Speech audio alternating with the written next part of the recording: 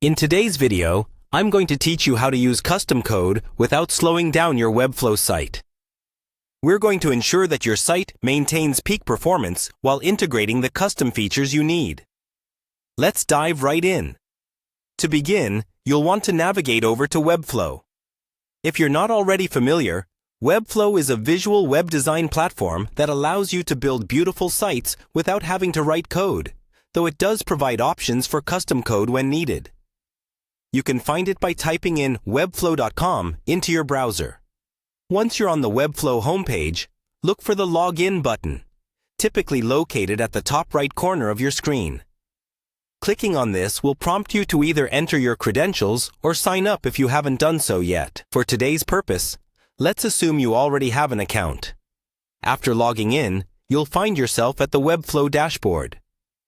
This is your main hub where all your projects reside. Picture it as a command center from where you manage different aspects of your web designs. From the dashboard, go ahead and click on one of your projects to open it. This acts as your canvas for applying custom code.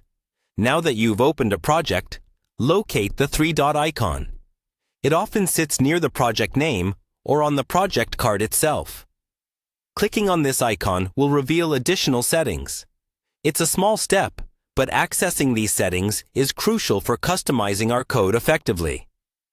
Within the drop-down menu that appears, you'll want to select Settings.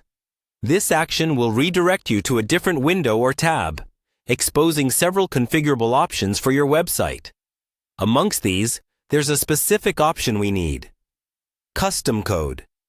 Click on Custom Code, which will take you to the segment where you can add any HTML, CSS, or JavaScript that tailors your site's functionality beyond the default capabilities Webflow offers. But remember, while adding custom code, it's vital to do so judiciously.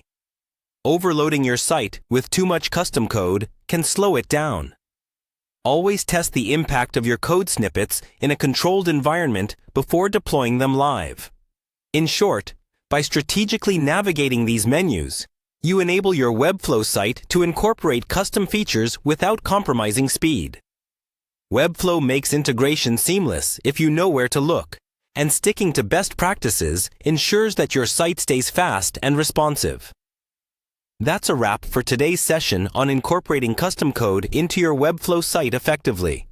If you have any more questions or need further guidance, feel free to drop a comment.